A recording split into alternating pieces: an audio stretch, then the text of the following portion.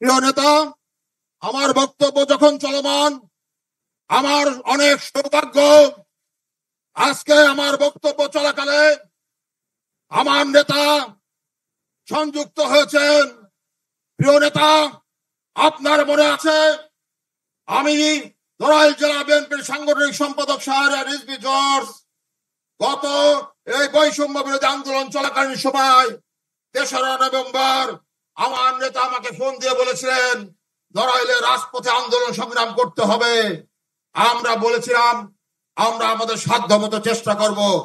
পরবর্তীতে কেন্দ্রীয় নির্দেশনা অনুযায়ী আমরা নড়াইলে আন্দোলন সংগ্রাম করেছি।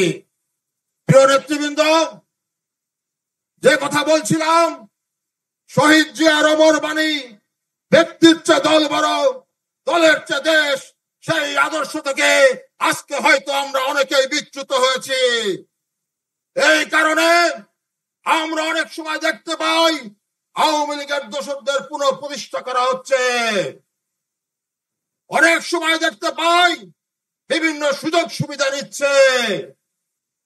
আমরা বলতে চাই নড়াইল জেলা বিএনপির আগামী নেতৃত্ব এইগুলো বরদাস্ত করবে না। নড়াইল জেলা বিএনপি ঐক্যবদ্ধভাবে ভারপ্রাপ্ত চেয়ারম্যান দেশনায়ক তারেক রহমানের নির্দেশে সুশৃঙ্খলিত ভাবে আগামী দিনে রাজপথে থাকবে। আগামী জাতীয় সংসদ নির্বাচনে বিএনপিকে জয়যুক্ত করার জন্য যে কোনো ত্যাগ স্বীকার করবে, সেই প্রত্যয় ব্যক্ত করছি। গত 17টি বছর আমরা আন্দোলন সংগ্রাম করেছি, বারবার কারা নির্যাতন হয়েছে, হামলা হয়েছে, আমার বাড়িতেও ভাঙচুর হয়েছে। তারপরেও কি শহীদ জিয়ার আদর্শ থেকে আমরা বিচ্যুত হয়েছি? যতদিন এই দেহে আছে প্রাণ, আমরা শহীদ জিয়ার আদর্শ থেকে বিচ্যুত হব না। শহীদ জিয়ার সূর্য সৈনিকেরা বেঁচে থাকতে আমাদের প্রাণপ্রিয় নেতা তারেক রহমান আমাদের নেতৃত্বে থাকবে, এই শক্ত অবস্থান আমরা নিয়েছি। গত 17টি বছর আমরা আন্দোলন সংগ্রামে অনেক নেতা কর্মীদের হারিয়েছি।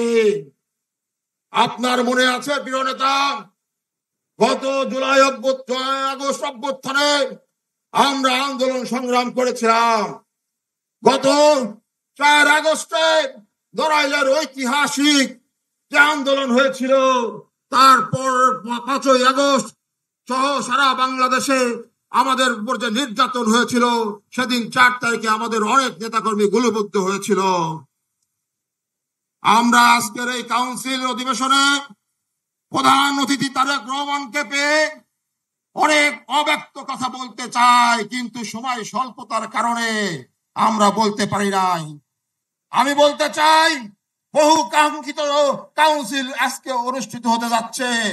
আগামী নেতৃত্ব ভোটের মাধ্যমে তৃণমূল নেতা কর্মীদের হাতে ছেড়ে দিয়েছে আমাদের প্রাণপ্রিয় নেতা তারেক রহমান। এই কারণে আমি আমার ব্যক্তিগত পক্ষ থেকে আমাদের নেতাকে শুভেচ্ছা অভিনন্দন জানাচ্ছি। বক্তব্য দীর্ঘায়িত করব না। আপনারা আগামী দিনে যে বিভিন্ন ষড়যন্ত্র হচ্ছে, বর্তমান সরকার সংস্কারের নামে কালক্ষেপণ করছে, বিভিন্ন রকম অপকর্ম করছে, পুলিশ প্রশাসন থেকে বিভিন্ন প্রশাসন আজকে কাজ করছে না। প্রশাসনের বিভিন্ন স্তরে আওয়ামী লীগের দোসররা বসে আছে। সংস্কার একটি চলমান প্রক্রিয়া। এই প্রক্রিয়া আগামী নির্বাচিত সরকারও করবে। নির্বাচিত সরকার ছাড়া বাংলাদেশের সাধারণ মানুষের কাছে কোন সরকার গ্রহণযোগ্য নয়। তাই আমি আজকের এই নড়াইল জেলা বিএনপি সম্মেলন থেকে অন্তর্বর্তী সরকারকে বলতে চাই, অনতিবিলম্বে আপনারা জনগণের ক্ষমতা জনগণের হাতে ফিরিয়ে দেওয়ার ব্যবস্থা করুন। একটি সুষ্ঠু নির্বাচন ব্যবস্থা করুন। সেই নির্বাচনে জনগণের ম্যান্ডেট নিয়ে যদি আমরা ক্ষমতায় আসতে পারি, রাষ্ট্র ক্ষমতার পরিচালনার ভার যদি আমরা পাই, তাহলে অবশ্যই যেসব সমস্যা দেশে আছে আমরা এর সমাধান করব আমাদের নেতা তারেক রহমানকে সামনে রেখে। এই আশাবাদ ব্যক্ত করে এবং আপনাদের সবাইকে শুভেচ্ছা অভিনন্দন জানিয়ে আমি আমার বক্তব্য এখানে শেষ করছি। আল্লাহ হাফেজ। বাংলাদেশ জিন্দাবাদ।